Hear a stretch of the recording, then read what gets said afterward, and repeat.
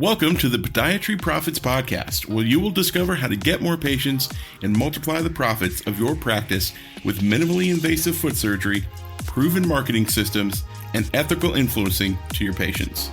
And now, your host, board-certified podiatrist, best-selling author, speaker, and founder of TJ On Coaching and Consulting, Dr. TJ On. Hello, this is Dr. TJ On. Welcome to this special interview section.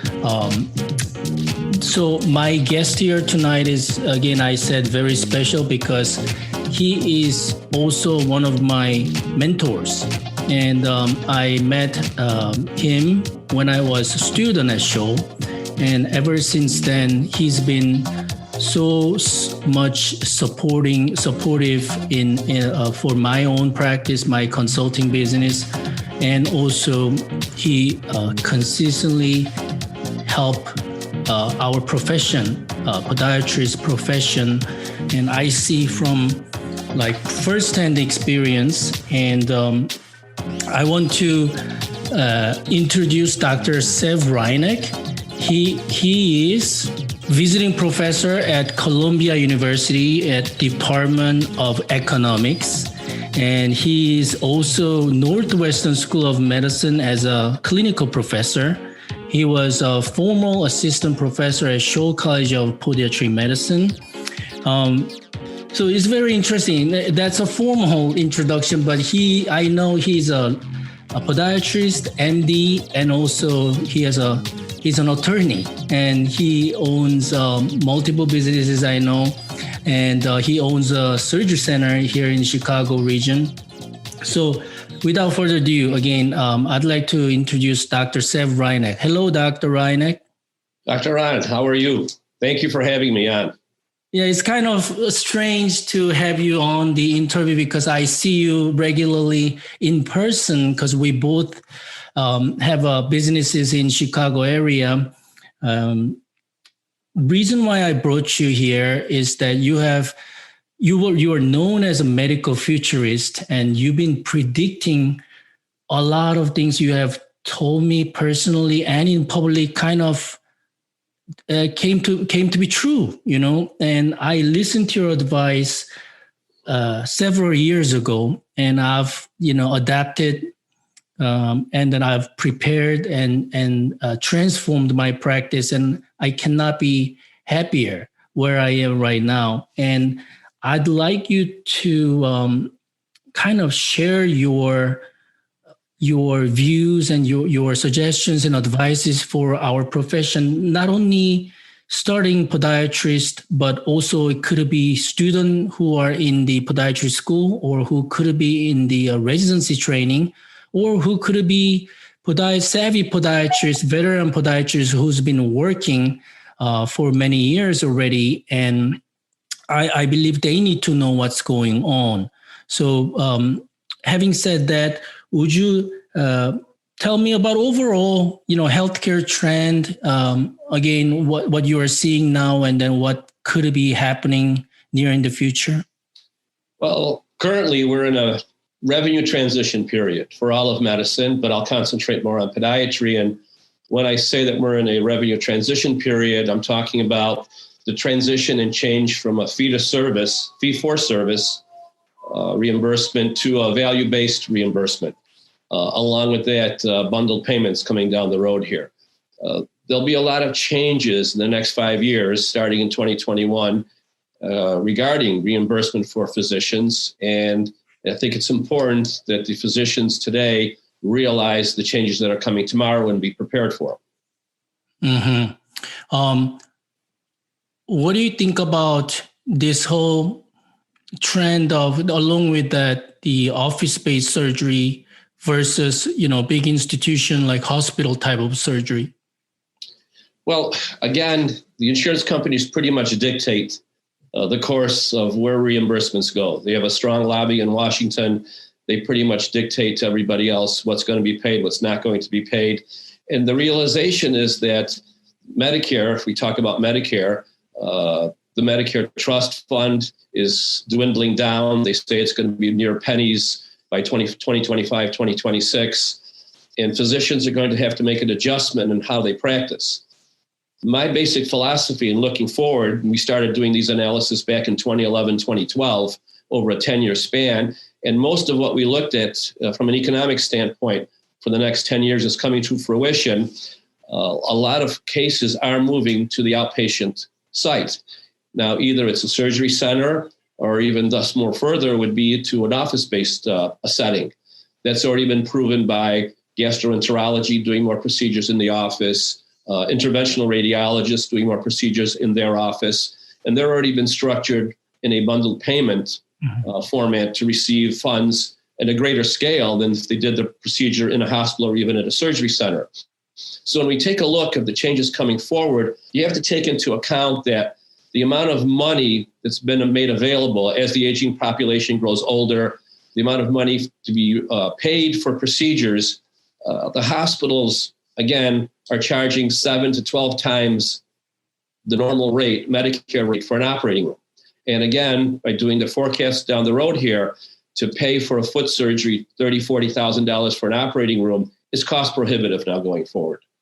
That's why the incentives are being put in place. That's why a lot of procedures are being driven to the surgery center or to the office procedure. An example being here in Illinois, Blue Cross and Blue Shield just recently sent letters out to a lot of providers stating that if you bring a procedure to the hospital, be it outpatient or inpatient at the hospital, they're going to deduct 15% from your professional component.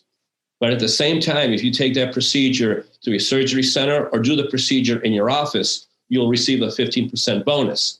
And this is the pathway that they're going to start getting bundled payments for everybody. And again, what I mean by bundled payments is if you do the procedure in your office, there'll be a single check sent to you that'll include your office-based facility, supplies that you would need, the anesthesia, and your professional component.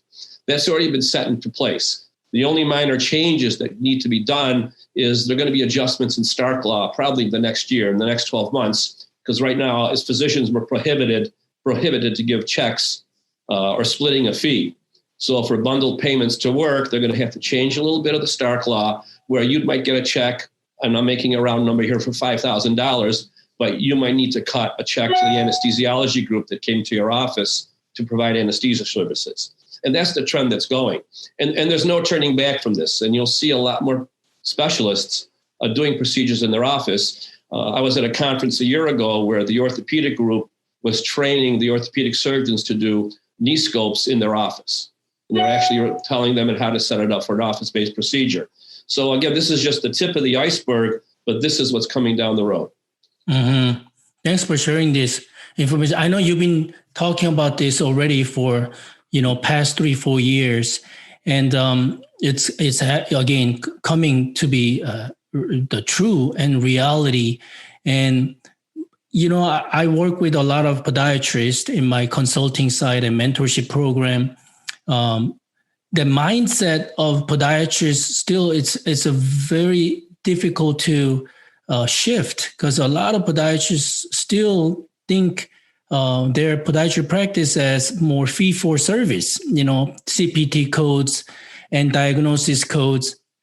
And now, because of these bundled payments, what would you suggest, advise podiatrists, perhaps in terms of more mindset, looking at as to this reality of healthcare trend? Basically, it comes down to the old adage that time is money. And if you're generating an income by being in your office, and the average podiatric physician, the hourly rate set back in 2019 on the average was $470 per hour. So for a doctor of podiatric medicine staying in their office, you're averaging about $470 per hour. Why would you leave your office, get in the car and drive across town to a hospital and wait to do a procedure and then drive back? All right, that's not being cost effective. If time is money, then you shouldn't be leaving your office. That's going to be a major driving force going forward. As doctors realize, I can do this procedure here, not lose any time, still provide excellent care for my patient, and not get caught up into the old stereotypical hospital setting where I need to be in a hospital to have anything performed. And again, we can talk about vendor-driven procedures, which is a separate topic, that the vendors who want to give you special plates and screws, et cetera, and you have to do the procedure in the hospital. That's a different story. Just by looking at the mere fact that time is money, and if you leave your office, you're in the negative. So why would you go into a negative economic status when you can still be positive by driving income for yourself by staying in your office? And I'm not just talking about procedures. You can see patients in the meantime. What helps you is also that the anesthesiologists or nurse anesthetists, which are now called nurse anesthesiologists, will come and provide the anesthesia for you. So there's really no reason to leave the office. In fact, not only will they do anesthesia for you, but some of the anesthesia companies will bring hardware and bring power equipment if you need it, depending on the type of surgical procedure you choose. So it's time that you took a good look at what is going on in the next 4 to 5 years. And if you're a student, you should be reading medical economics. If you're a resident, you should follow the doctors around, see which ones are hanging around the hospital versus the ones that maybe do a procedure and run back to their office.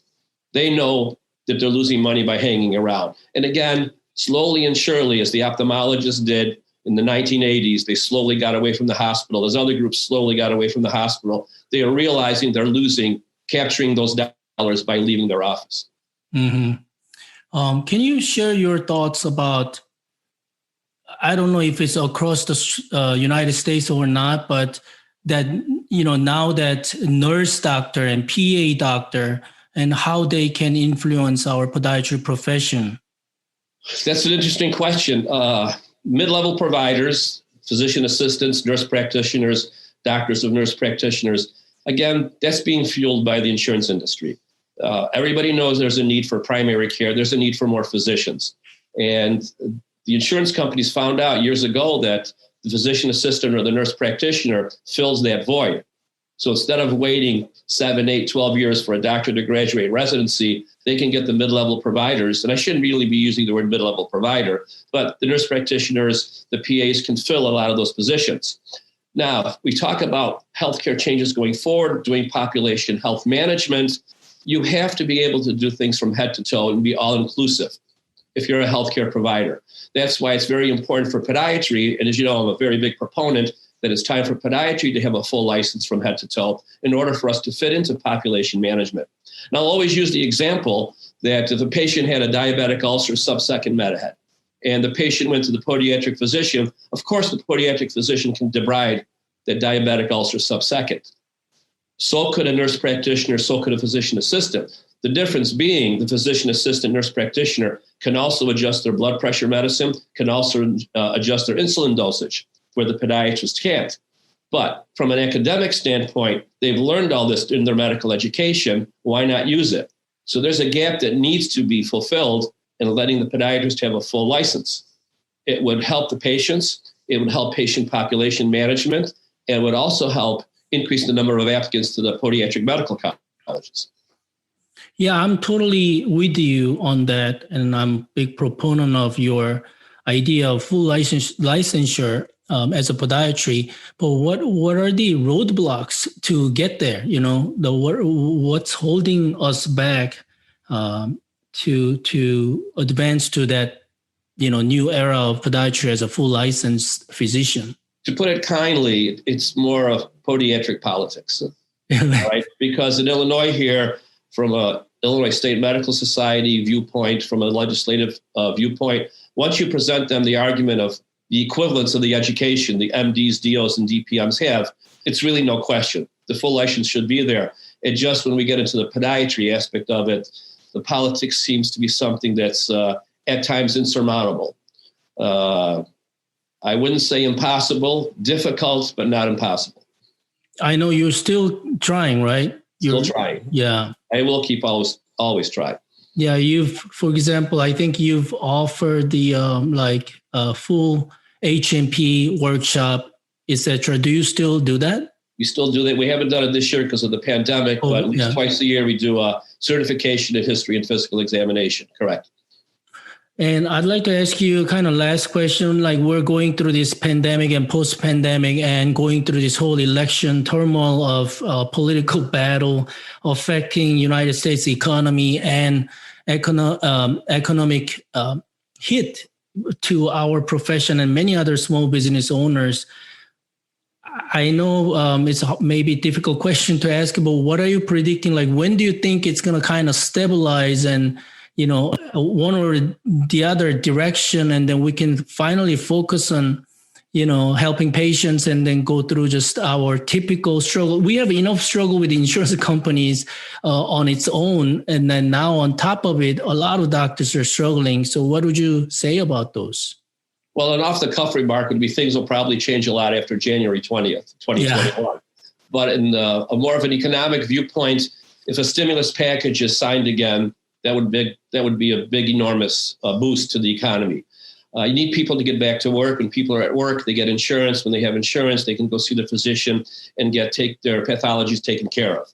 So it is a domino effect, but somebody's got to push the first domino.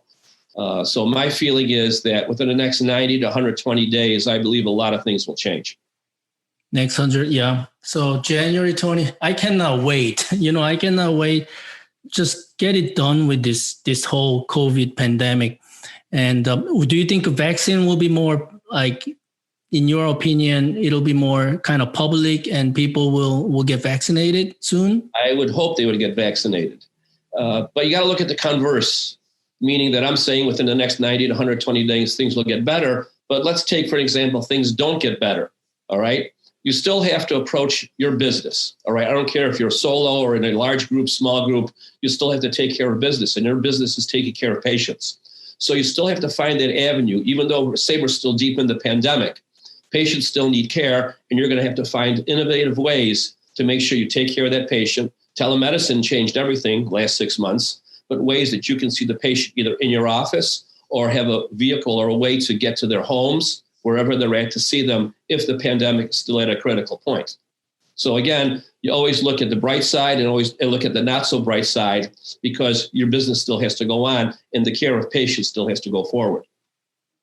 Any last comment about maybe anything, any topic you want to talk to a podiatrist this interview? Oh, I do believe that if you had to talk about one certain thing that would definitely help you from an economic standpoint, is develop the idea to do office-based surgery. And again, if you're asking me my personal opinion of technique, from what I've witnessed with your group, been lecturing at your group and seeing what's going on, I think minimal incision surgery, not just for podiatry, but I know it's being used by neurosurgeons, orthopedic surgeons. Minimal invasive surgery has caught on in the last couple of years. So I would strongly recommend that if you're not trained in minimal invasive foot and ankle surgery, now's your chance to get the training, learn to set up your office. And again, people question if you need a license to have a surgical suite or a certificate of need. The answer is no, you don't need that. Get the correct training, get confident in your skills, and your business should thrive if you do minimum invasive office-based foot and ankle surgery. 100%. So across the states, as far as you know, they don't need a special like licensure or accreditation to run office-based surgery. At this time, there aren't any specifications, any specifics needed to do office-based surgery. If you have an office, you can do surgery in it. That's what's going on now. Now, a surgery center, again, the rules are you need a certificate of need, have the states. Not all states need a certificate of need. So, Happy Thanksgiving to everybody. Sorry about that. That's okay. So again, not all states require a certificate of need. Some do, some don't. But as far as office-based procedures go, right now there aren't any restrictions. Beautiful. If anybody wants to kind of get further information or connect with you, is it okay if I share perhaps your like email address or something like that? Of course, it's fine. Absolutely. Thank you so much, Dr. Hrywnak. So this concludes the interview with Dr. Sev Hrywnak about economic benefits of office-based surgery, minimally invasive surgery, and kind of future of podiatric profession in 2021 and beyond. Again, thank you so much for listening in or watching this video segment, and I'm looking forward to connecting with you very soon. Thank you. Thank you, Dr. Hrywnak. Thanks for having me on. Appreciate it. Thank you. You've been listening to the Podiatry Profits Podcast with Dr. TJ Ahn. To find out more about Dr. TJ On or discover how you can grow your podiatry practice, visit drtjon.com, or you can also get a free copy of Dr. On's best-selling book, Opt Out: How to Take Back Financial Control of Your Private Clinical Practice Without the Hassle of Insurance Companies. Just go to optoutbook.com.